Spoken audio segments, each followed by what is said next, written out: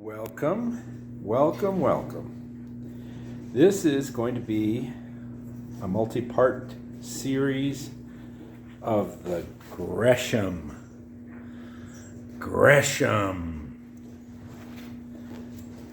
Basically, what I have here,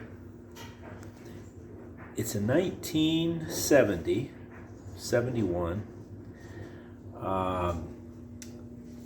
CT110 or CT90, excuse me, I get them all confused.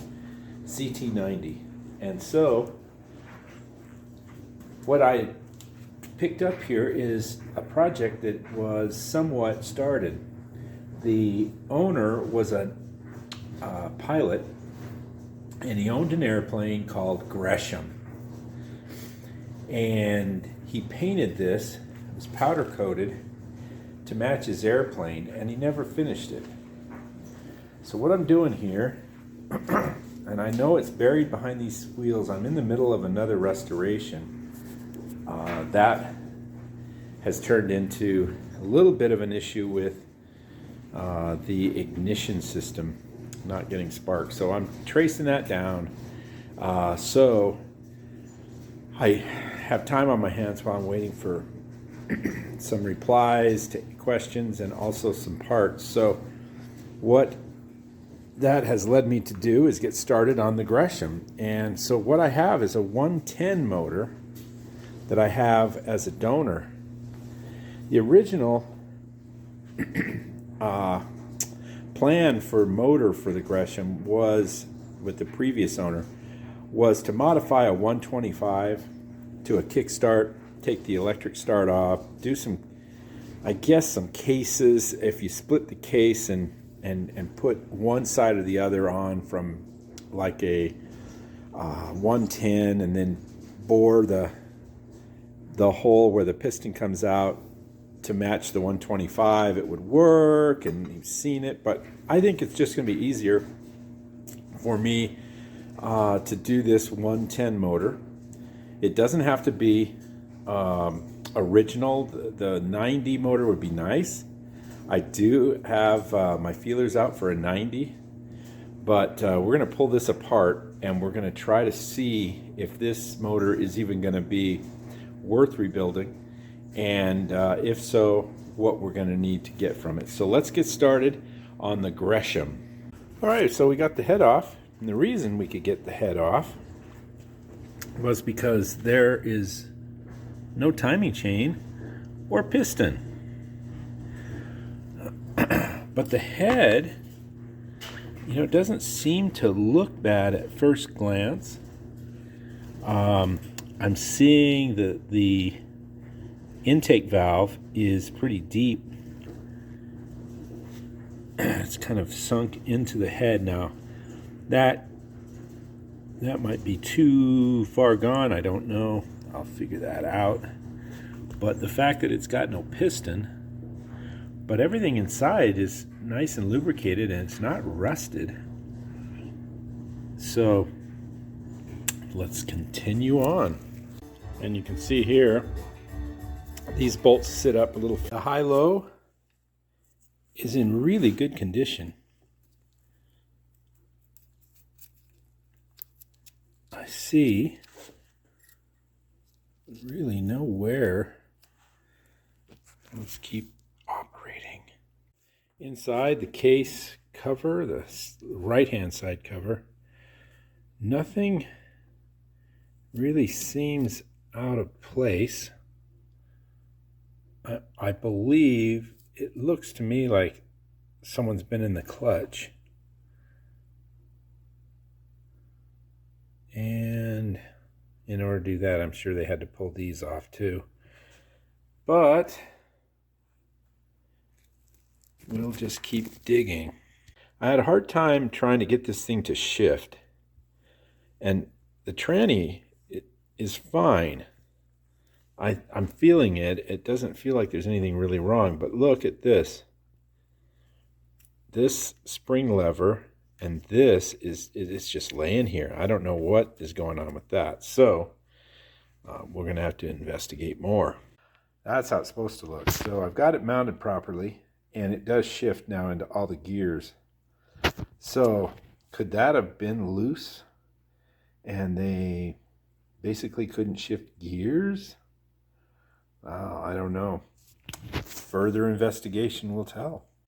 Well, here it is. Cases are split. And look what I found. Really just opened this up, so I'm going to really be interested in finding out what that stuff goes to. The tranny is sitting in there nicely. Here we've got little indentions where the pens usually go, and there's one pen here.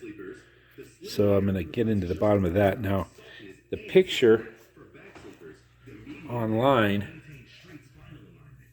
shows all this business, but then it shows this second picture. So this is what I've got here with one pen, I believe.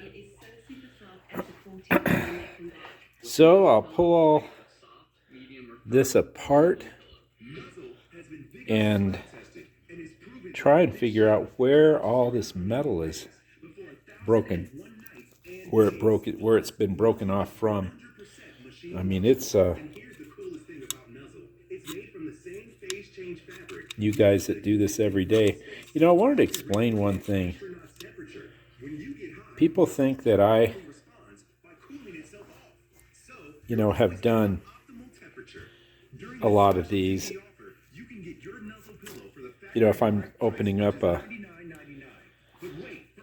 R5 case or CRF 450, whatever case might be in my hands, because of the channel, it'd be really boring if I just restored CT90s.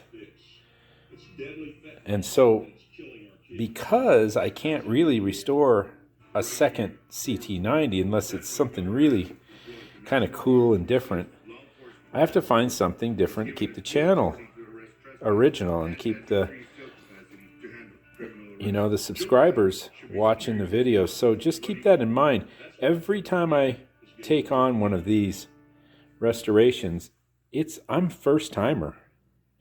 Now I've got some knowledge and that sort of thing as far as what I've done before, but every bike's different. So just keep that in mind. So when you do have a comment, understand that I may not get it all back together quickly because it's not something that I've ever done before. So each one's individual and original, and that's what makes it fun. Okay, after everything that I found in the bottom of this case was analyzed, I came up with the theory that this is the side of a piston. You can see the scoring.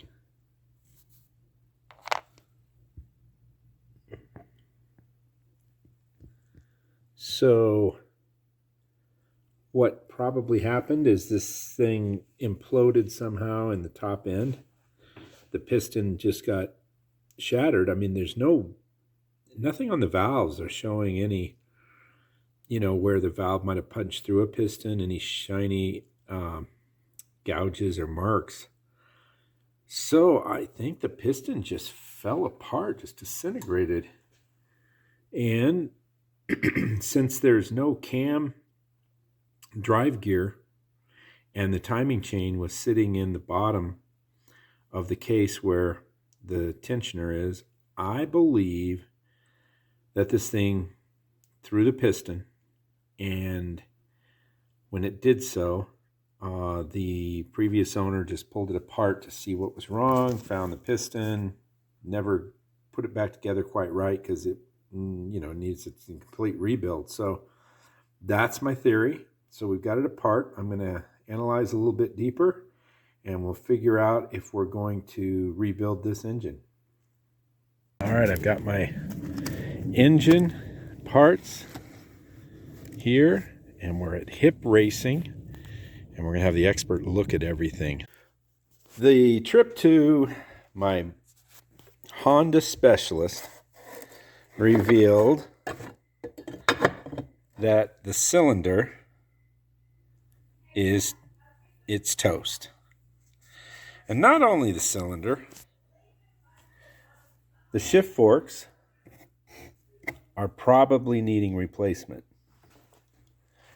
And he confirmed that in the bottom of these cases were pieces of piston. So that means that other things happened. And he said that the cam got hot.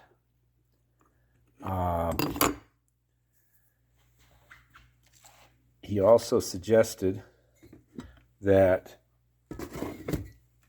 the small end of the crank here, this end right here, is too scored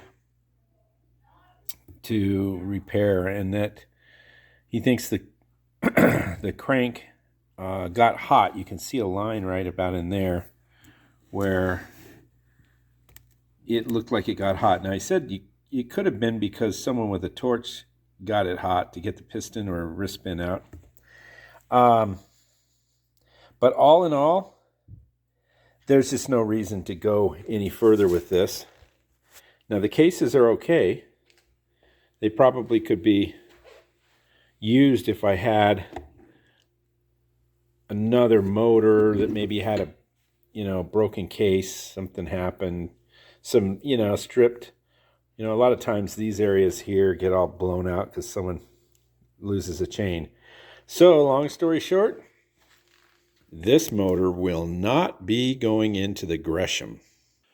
Gresham has been sitting for a little while I waited for a motor. I had another motor that I pulled off of an ATC, similar to this one, and it was just toast inside. So I found this from a nice gentleman here locally who was going to do something with it and decided not to. So I believe this is going to be my answer for the Gresham. So let's tear this thing down. The top end came off relatively easily, and I'm used to the 70s, so there was a couple things that were kind of a little different, but it's pretty much the same motor. The head itself, I believe, is in good condition. The cylinder is probably not. I think there's way too much rust on there. So a new cylinder and piston. But the cam is in really good shape. The followers, they usually have like a little groove where the cam rides on them, on the follower, right on the top of this head here. There's usually a line. Peter, my motor builder, is always looking for the line there to kind of see how many hours it has, and this really has got a very faint line. I think this is a pretty low-houred motor. Of course I do. I'm not biased or anything. So let's try and get the side covers off and get the case split. Of course, the CT90's got a little different flywheel than the CT70. So this cover won't come off without removing the flywheel, which that all makes sense. I tried to remove this, which I'm going to have to remove anyway, because this whole side cover is going to be replaced with a CT90, not an ATC 90 that has the ATC neutral indicator, and then on the top of the head, the mount. So what works really well, and this is just something you have to toy with, but that's a steering stem top bolt for a GS1000. And it has the nice chrome washers and everything, but it threads right into the flywheel, and then you just use a little impact and it pops the flywheel right off. And there it is off. And as you can see, chain in there, the oil pump gear, the idler. And there's the cam chain tensioner. You can probably pull this off of here and put it with the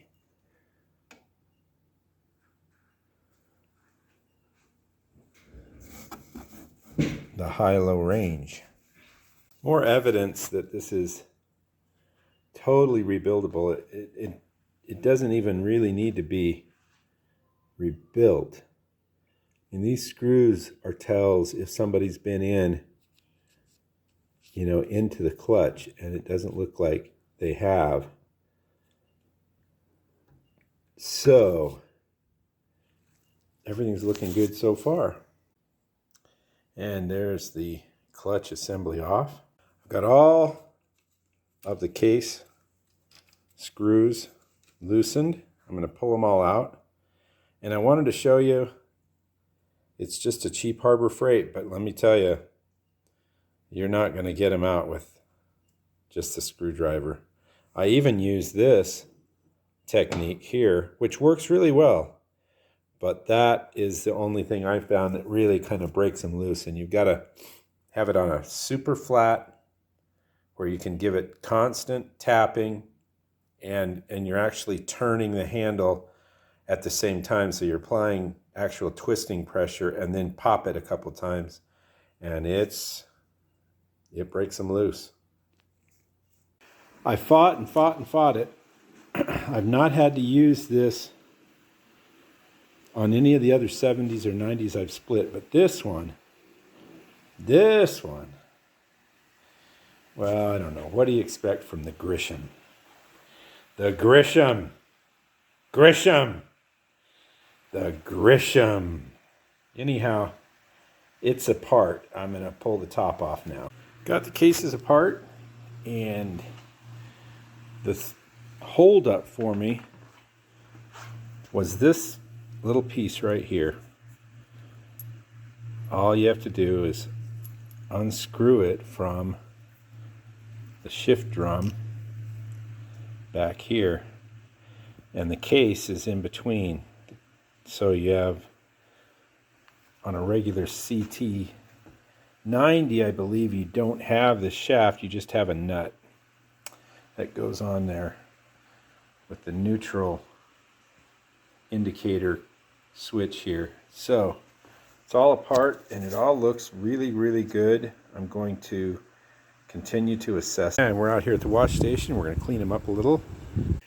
Okay, so the last motor, and I've gone through 2 motors, only to figure out that you need a CT90 motor for a CT90 bike. This side cover is different. Probably the stator and flywheel is probably different. It may not be from the pictures I'm seeing, but the way it mounts is different. So, you know what? There's no reason to put any money or time into the other motors that I've been playing with. I'm going to shorten this video up. You probably won't even see the 2 motors I completely pulled apart. And they were ATC 90s, which I figured, you know, you just replace this and a couple of things here and you're okay, but you're not. So here's the motor, and basically I've got a donor bike, and we're going to just start stripping this down. Here's the first item that's going to have to be replaced. That's bent. Can you see it bent backwards? Look at it sitting in that seal. So this is straight on. Look at that, nice and bent. It's early, so I'm trying to be as quiet as I can, but there it is, all disassembled. And we're going to put it into that to create the Grisham. So I'm going to do the same thing that I did over here with the other ATC ATC90 motor. I'm going to pull this apart. We're going to just verify everything's good, clean up the cases, see where we're at. So I'm not going to go through all of that again unless I see something that stands out. And there's the side, the timing chain side, everything's out. Well, these screws are not coming out. And I've got to get this off to get the flywheel nut off and its keeper. So it's time for surgery. I don't know how anybody would have gotten this case to break loose without the case splitter, but there it is. With everything torn apart and the engine sent off, I got the engine cases and everything sent off to get cleaned. It's time to work on the front wheel and tire and try and get this unit into a roller setup so that I can put it on a kickstand or center stand. So let's start with the front wheel. Sometimes you just get lucky and the oil leak at the forks just kind of coat this plated or polished factory hub here. So what it's going to allow me to do is I'm not going to have to polish this, which isn't a problem, but to make it look original is quite a process. So this is in really good shape. I'm going to plate this arm. This is probably part of the speedometer cable anyway, so that would be new. I'll plate this little screw. This is like brand new. Of course, this is after the parts washer. I might plate this. And because the end here is kind of, I don't know, I might be able to get that a little cleaner and not have to plate this, but it's no big deal to plate all those pieces, but it is nice to have an original hub with original look to it. So there's the hub, and I did check the brake shoe thickness, and it's within spec, both front and rear. I'll probably just go ahead with this older seal, as it's not really a pressure seal. It just keeps the grease in, away from the brake. All right, I've got them all bead blasted, and they're in the acid, getting all of the old plating off. So let's take a quick look at the rear wheel. So what I've got here is a little bit more of a kind of a mucky mess than this. I'm going to have to polish this side of the, well, this hub, basically the whole hub. And this one also. Just don't know. The sprocket's teeth are angled. So I'm probably just going to get a new sprocket. And the bearings feel good on this side. And I'm going to probably do my trick of delacing this wheel and also the front. And I'll show you that. I'm not going to be so lucky, and you can see the difference here. And I haven't really even put any hand polish on this, but you see the pitting. This is going to have to be worked. This is going to need some work, but I'll plate this arm. I'll plate all the hardware like I'm doing here on this one. I checked the gear and the sprocket to make sure the tab in here is turning, and it is. So it's going to be kind of a plating and polishing point, and we'll just go to the result. I've got all the spokes off, and I've got the new wheel here, and everything's all heated up, and I've got the first plating. It's that front axle bolt getting ready to go. So we're going to plate all this stuff, and I'll show you the results of that, and we're going to refinish the hub. And there it is after a light bead blast. but it certainly gets all of that corrosion off. And I didn't really go too heavy. I just wanted the corrosion. Now I'm going to go ahead and just see what, this is new to me. I usually just sand it and get all the corrosion off, but I'm going to see what I can do about polishing it from this. All right, so I just did a little light polishing and a little spot down in here. I don't know if you can see it, but it did get down below those fins. So I'm going to clean it up and see what I got. Well, I've come to the conclusion that the 800 is good, or I believe it's 800. Yeah, 800 is good after the bead blasting to calm it down. It's still got, when you're polishing, you can still see a little bit of the bead blasting after the 800, which means, you know, you could go down to like maybe 500 and get down to those small little pea holes and then go to the 800. But I really like the shine of this because it matches the other, the brake plate that's going to be on the other side that hasn't been touched. And that's what I'm talking about. That's real close.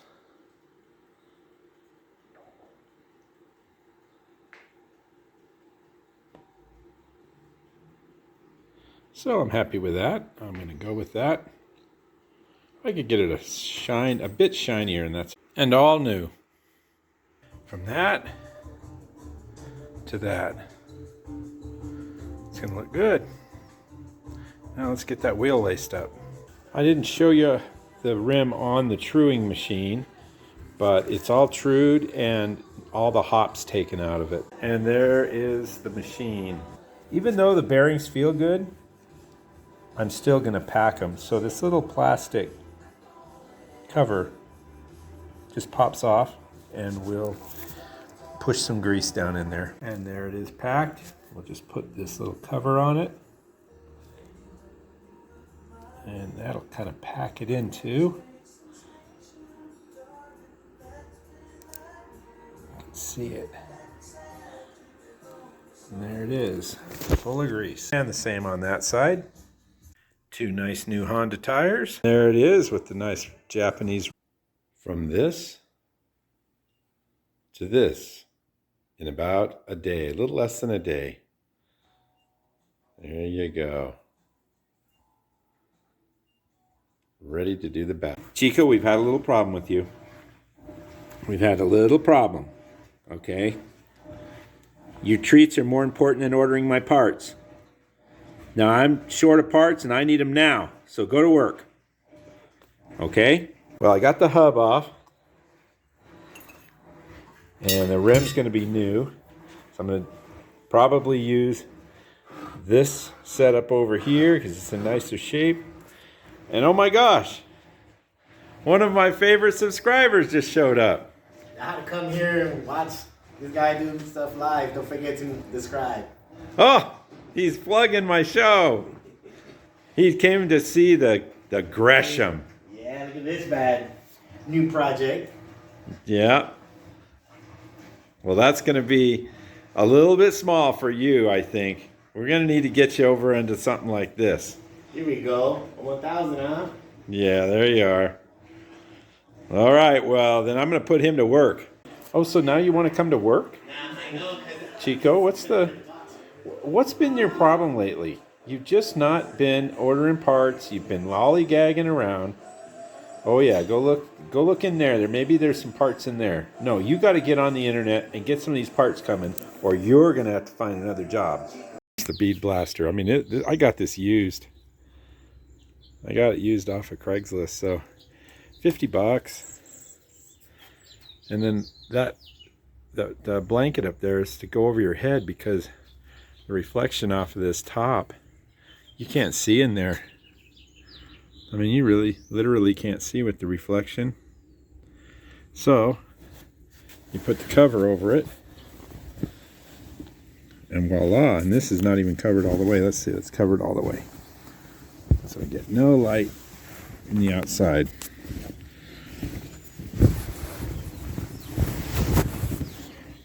There you go. Now that's all you can see anyway, but you go to that. Can't see. So I'm going to figure out the amperage and I'm going to get these plated and I'll show you the after. And there it is done. All plated. Put back together. And this is the gold plating. And some of the pieces, you know, were gold. And some were silver. But there it is. Now he's sunbathing. Really? There is a host of parts to order. You are so close to getting fired. This is a really good time to end this segment. I've got it to a roller situation here. It's got all the tires, rims, the spokes, all of the front hubs, a lot of the plating. A lot of the plating is done. Got the front fender on it. And I polished this to a regular polish. I didn't do it trying to do a, you know, like a Japanese polish, which they usually have lines running, you know, machine lines running in. I do that with sandpaper, but I didn't do that because you know, this is not a factory, you know, OEM. This is a special Gresham. And I've got the rear wheel on. This is still loose. We're gonna go with the motor. So on the next video, it's going to be, I'm gonna pick it up with a little bit of, maybe a little bit of the handlebars here, checking the electrical, checking and make sure the switches all work, and before I put that on, cleaning up, like replating this nut here, this bolt, and this bolt, and maybe polishing these up a little bit just so that they're in good shape and they look good. And but I'm waiting for the cases.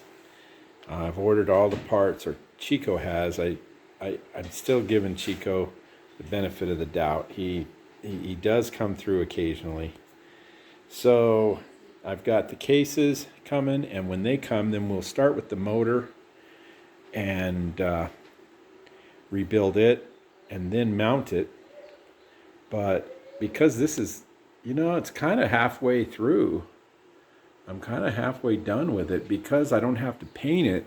I bought this as a project that someone started and they had already painted it. So typically I'll do the motor and the paint kind of in the last couple of videos, but I think it's just going to be this will be the second to the last video.